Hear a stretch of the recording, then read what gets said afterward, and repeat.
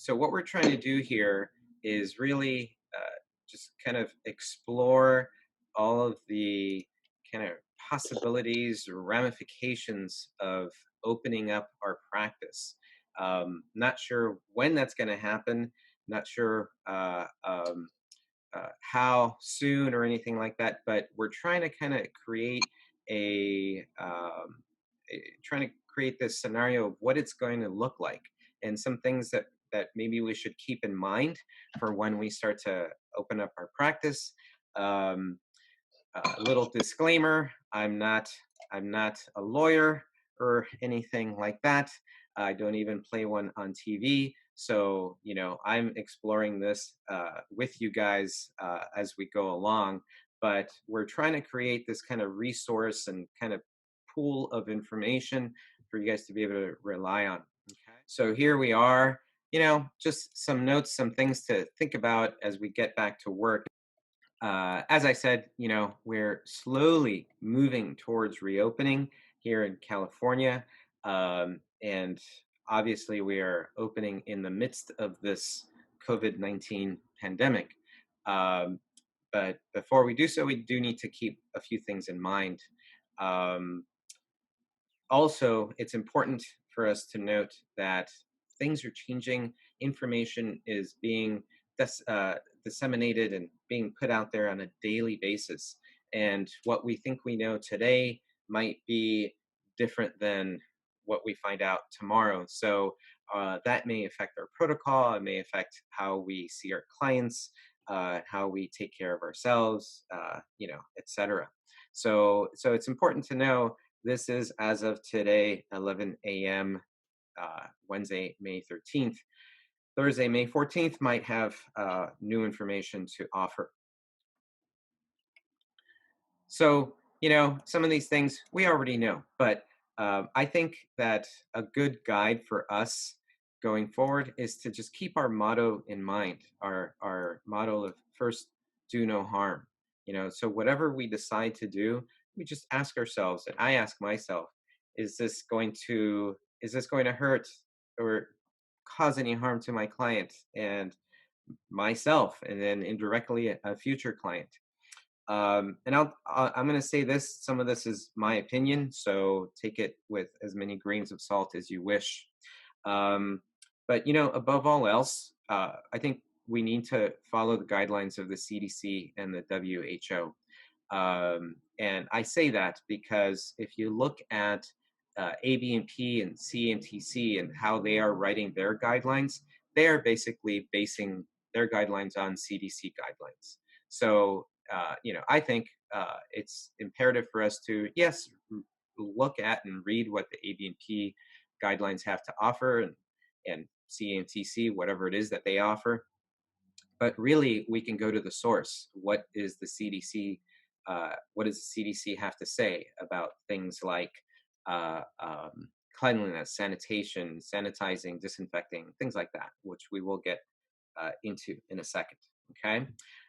If you guys aren't familiar with ABNP's Back to Practice summary page, there's a link or there's the URL there in that PowerPoint presentation. But also, Caroline, we're going to provide that link on our resources page, correct? It's actually already there, but yeah. Okay, great. And it's super extensive. It does provide some information, right? A lot of information, but am I right in saying it doesn't really fill in all of the gaps, correct? Yeah, I mean, it's a huge document actually. So it goes through every. They definitely did a lot of work collecting from CDC, from WHO, from other sources that they're a little bit vague about, but it's mainly reliant on CDC and WHO, and they kind of tailor it towards massage therapists. When you go to the CDC, they're obviously not necessarily talking about what it would be like to apply these guidelines as a massage therapist. So it seems like they kind of did a little bit of the work and that on that end.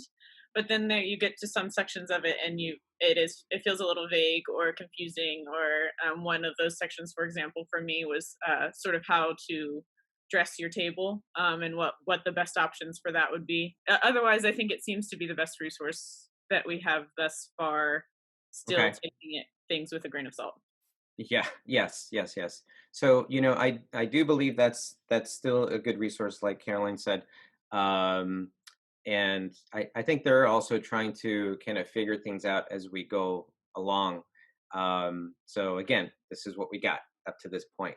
So getting into it as we reopen our practice, one of the good things is that we as practitioners, as body workers, we already have some of these protocols kind of in our mindset, specifically hand hygiene and hand washing. We know that we wash our hands before and after clients, but we may have to start thinking about or start kind of formulating what we're going to ask of our clients. We may have to either have them sanitize using hand sanitizer as they walk in, or have them wash their hands if we have a sink readily available the moment they walk in. Hands are the like one of the big ways that this virus can jump around. So if we practice, if we continue to practice good hand hygiene and ask our clients to do so, I think that's going to help a lot. In our case, though, as body workers, we not just wash our hands, but we go all the way up to the elbow, right? So just keep that in mind. Gloves and masks, and I can tell you what I'm planning on doing. I am planning on working with my mask on, and I am planning on asking my clients to wear masks during the session. Um, so we know at this point, and I don't know if we have a graphic of readily available, Caroline, or if you have it, where when both people have masks on, it really decreases the chances of transmission. So I think masks are an important component in kind of stopping the spread. Um, so that's where I'm at. Now, gloves. Gloves are an interesting point, and I don't think ABNP really kind of put a stake in the ground as far as gloves are concerned. Correct, Caroline? No. No. So, some people, and I've kind of been talking to other practitioners, some people are saying, I'm going to work with gloves, right? And um, and okay, I understand that. And some people are saying, I'm not going to work with gloves. Right now, me personally, I have questions about the efficacy and how effective it would be to stop the spread if I had gloves on. And what if I work with my elbows? I don't just work with my hands, I work with my elbows as well. Then, what's going to look like? I've heard some people, I had a practitioner colleague who told me I should wear then uh, these nylon sleeves. I haven't seen them exist, but these nylon sleeves that go over my elbows so I can work with my elbows. Interesting thing. I don't know if I'm going to really go there, but I have to kind of go back to the CDC again and read about how does this spread, right? And will this virus spread if I work on someone's skin with my elbow? Um, I would have to, I guess, touch my elbow, touch my eyes, nose, or mouth, something like that. So I'm still kind of the jury is still out for me, specifically with regards to wearing gloves. I think I'm a little more sure about what I want to do with regards to masks. Well, another thing that you and I have definitely talked about, and they do talk about in that ABNP guide, is the clothing that you're wearing. Considering, especially if you're walking to your office that day, to have a different set of clothing that you're wearing when you're in session. We're considering maybe doing scrubs and like having sets for each session. I, this is again where I think your judgment kind of comes in. It doesn't seem like there's clear guidance necessarily even from the CDC about whether we should be doing that or not. So to consider, wearing a different shirt for every, like having some sort of simple clothing to switch out, for your sessions, or just to have one set of clothes that you wear for that day. But to consider those kinds of things, we need to be thinking about this on that level. Yes, you're right. We may start to explore this possibility of wearing different clothing for each session, and then having street clothing and then home clothing, that type of thing. But yes, there's the possibility of someone just wrote possibility of disposable gowns. Um, um, that type of thing. There is a question right now about the masks and people in prone. Yes, I've been thinking about that, and that's when we get to like head cradles, and hopefully I'll get to that in a second. Um, but thank you for that. Room cleaning, sanitizing, disinfecting, and I know that there are different definitions. There's actually, who knew? I didn't know that there are different definitions for cleaning versus sanitizing versus disinfecting. It may be easier to sanitize slash disinfect hard surfaces, but it may be more difficult to do it on, like, for example, a couch or a chair where a client may sit and even put their clothes on, on that chair or bench or couch. Um, I can tell you what I know, and I know some people that work at Google, and companies like Google have kind of breakout rooms or little corners with couches. People sit in there in their laptops and they hang out and whatever. But Google is now going back into the 70s, and they are vinyl covering all of this furniture, so to make it easier to wipe down. So that's what they're doing.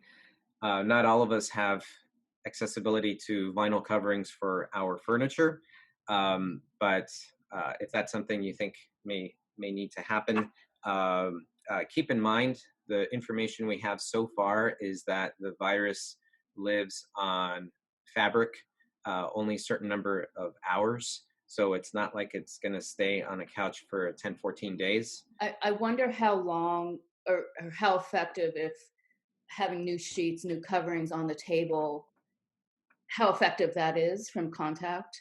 Mhm. And then also, my sister works at Kaiser, but in admin, she's not a nurse, but she says that they spray disinfect the beds, and kind of makes me uncomfortable. But like spraying disinfectant, which is disgusting chemical, um, is what seems to be the protocol in the hospitals. So I'm wondering about that for tables and chairs and things like that as a possibility. The one example that I keep sort of thinking for myself is like a doctor's office, and the way that the doctor's office runs things is that there are a couple options that we have in terms of using the paper that they use and putting that underneath your sheet.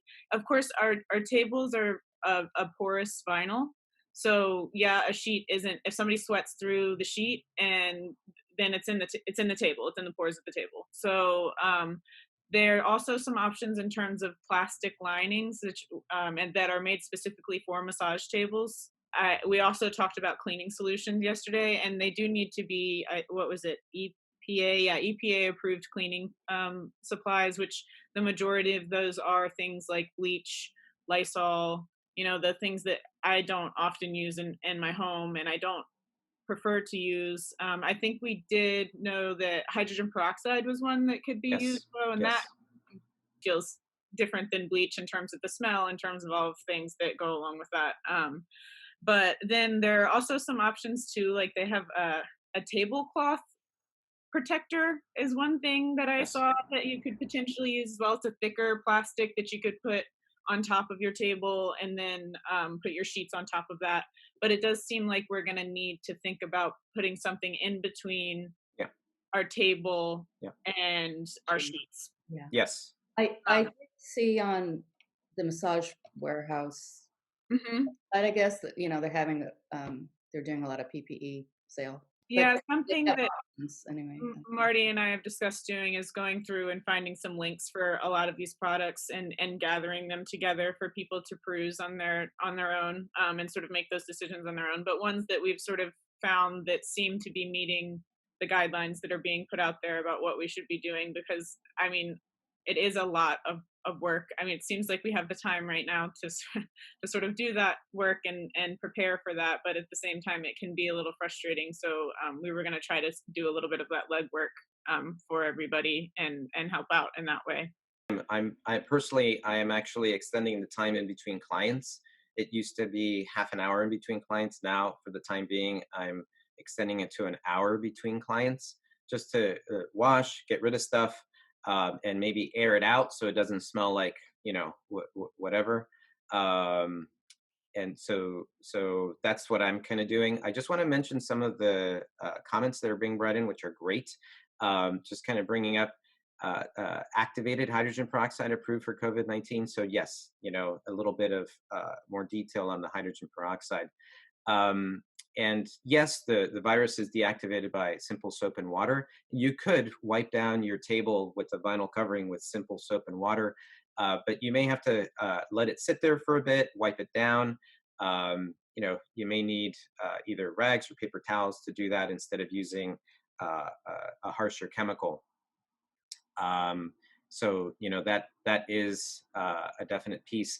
Another piece that someone brought up is that using gloves might give people a false sense of security and wash their hands less, and that's true. We need to actually still be very adamant about washing our hands. There's a question here about rubbing alcohol and water solution. That's rubbing alcohol in water or rubbing alcohol and some type of spreading agent might actually be fine. That's what hand sanitizer is made of. But putting it directly on your table, if you put rubbing alcohol directly on the vinyl cover of your table, is going to shorten the life of that material. It actually will break down that vinyl covering of your massage table. So keep that in mind. Like Caroline said, it is a porous material. Okay. Oh, great question. What if you have a heated blanket? Do you wrap the covering in between all the layers? Actually, I haven't found yet a way. Most of these things say don't use with a table heater, and so I'm not. It's it's really interesting. The more I look into all this, the more I realize how much I've always wanted to have massage be be seen as more medical, and then now we're having to really be shoved into this position of being extremely medical in the way that we're handling our practice, and it's taking away some of these nicer, cushier things like a heated blanket or a table heater. The comforts that come along with massage seem to be, there's not room for them right now in the same way that there was room for them before. And maybe I'll change my mind as I continue to do my research, and I'll find ways to fit those back but in. I want to bring up head cradle. Me personally, I think I'm going to ditch the head cradle. I don't think I'm going to have people in the head cradle for the time being. They may be on the table, prone, or on their side, or supine, whatever's comfortable for them. The head cradle, for me, uh, um, even though I can wipe it down, cover it, do all of that stuff with it, I feel that there's just one more piece that I need to be concerned about. So I'm really thinking about ditching that head cradle, having people on their side with a mask on, and at the very least a surgical mask. I think that ABMP was talking about providing cloth masks for clients, that things that you can actually wash on a periodic basis. One of the suggestions. One of the suggestions. So that's an interesting suggestion. Me personally, I don't think I want to go there and provide cloth masks for people, but I will have a box of surgical masks. Incidentally, speaking of that, I've already started to order this stuff because I know it's not going to get to me until like end of May, beginning of June. We have a few more minutes. I actually have something else to add to that. I bought surgical masks at my Walgreens the other day. They are there. They're starting to show up in Walgreens and CVS and things like that for us to purchase. And then B, another recommendation for ABMP from ABMP about the face cradles. I haven't really heard any recommendations on how to do anything but put a sheet over it, in terms of that. Like, they don't necessarily make plastic coverings for your face cradle that I can find yet. But one thing that they did say was using a pillowcase and creating some sort of, if somebody can't comfortably lie in the face cradle with the face mask on, you can create like almost a larger face mask with the pillowcase, kind of creating a place where if they did cough or something like that happened, the pillowcase would then catch any of the stuff that was Right. coming out, you know, or whatever. So they didn't really give you a picture or an example of how to do that, but I can kind of in my head imagine how I could use a pillowcase to create something that would sort of allow them to not have their, you know, air or anything going beyond a certain little area. And then of course you have your face mask on, which will be protecting you. But that was their other suggestion. I was thinking something along those lines of maybe somehow getting the cloth from a surgical mask, like making like Mm, a hammock, sort of. Yeah, So it's disposable. There's space, so they're not necessarily going to suffocate face right. on, and it might be a little more comfortable, but I don't know how effective. You know. Right. mm. Yeah. It was one of the recommendations. I mean, not again, like that's not a CDC recommendation. That sounded like one of the pieces that was just coming from ABMP. But it's a thought. If for some reason you do need someone in that position and you can't think of another option, then that was one way. Mm, mm. Sidelining, pillows. Like, what do we do about pillows? I mean, if somebody can't be in a lateral bend and they're lying on their side, for instance, what do we do with pillows? I don't know. Um, you Same know what?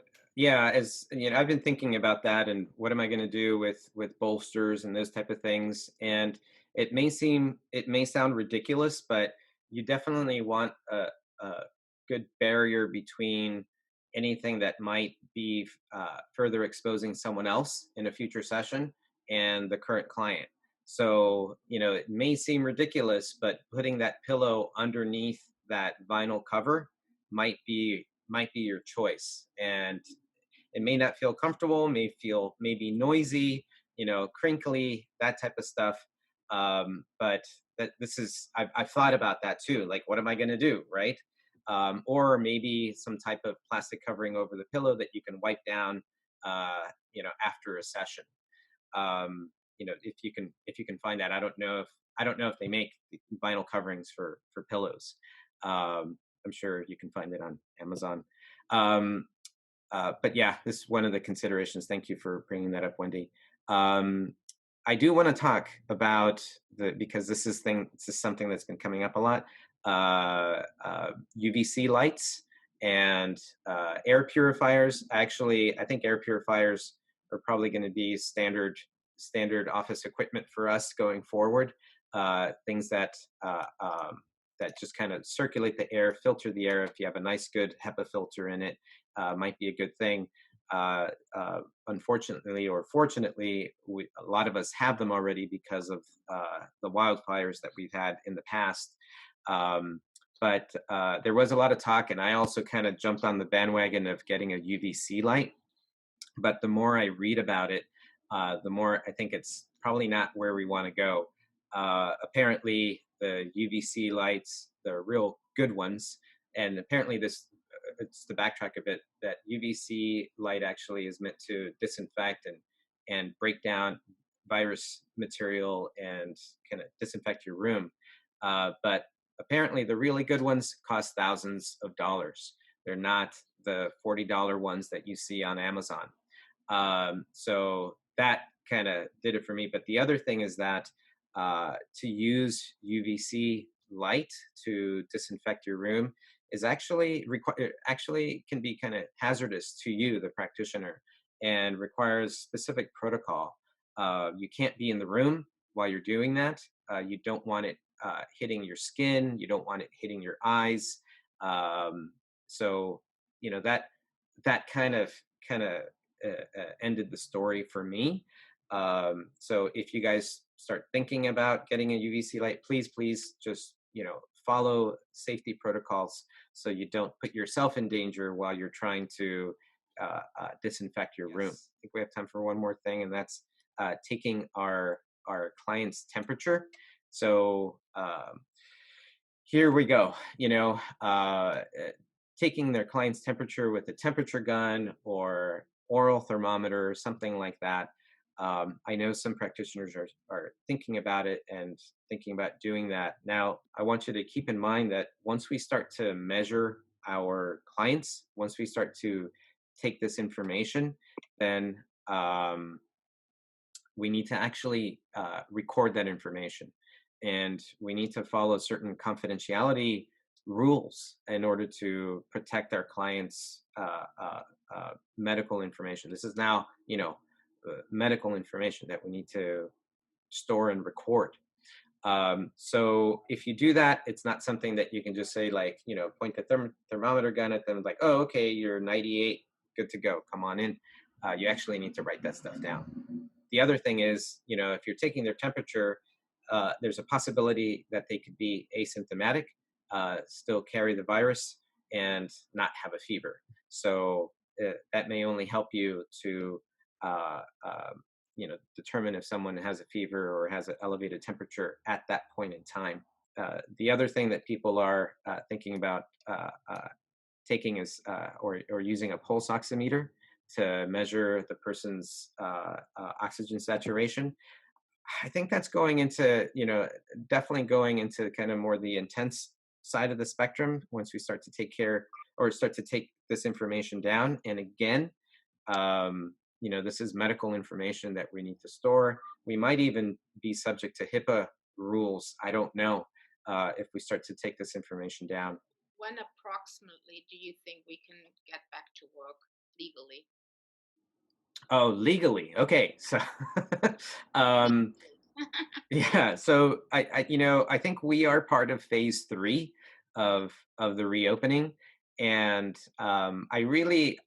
I kind of doubt that Gavin Newsom is going to get on the news and say, okay, massage therapist, you're good to go. Right. But I think we're going to have to see who along our kind of line of work is being allowed to get in. I think that once barbershops and nail salons are allowed to open to some level of capacity, that'll probably be our sign to that we can also open up legally. Yeah, that's a topic for a whole other Zoom meeting. Yeah, it is interesting. We're not actually specifically mentioned anywhere. So I did read the one thing that the CAMTC has sent out was an FAQ recently, and it mostly wasn't helpful. But I did see that the CEO sent a letter to Gavin Newsom. The letter actually gave me the impression that he was asking if we're essential workers or not. Right. Yes. Yeah. Did you feel that way? Did you end up getting a chance to read that, Marty? What I sent you? Yes, and it Yeah. sounds like he's asking them. Which I thought was an interesting question to be asking right now. I'm more concerned just which phase we're in, and not necessarily whether we're essential workers or not. But that it doesn't seem like we've actually been addressed, in all honesty, because we do follow under Division 2 with something in some sort of place, which is occupational therapists, physical therapists, chiropractors. So a lot of the people that are actually already open are the category that we're in. So when Marty, you say people that are like us and are, the people that are like us are working right now. So, and so I don't know, and I don't think they know actually either. But I do know that ABNP says, and I wanted to reiterate this, that we have to be abiding by the guidelines and recommendations of your state and local governments, or you're not going to be covered by your insurance. So that we do need to be very careful about it. I don't mean to state this as like, well, we're sleeping under the radar, so do what you want, because that's not necessarily the case at all. And ABNP may not be covering you if something happens. So thank you guys. I think this is great. Thank you everyone for joining. I do want to possibly do another one of these to cover some more of these topics, and hopefully we'll have new and updated information for you when we do so.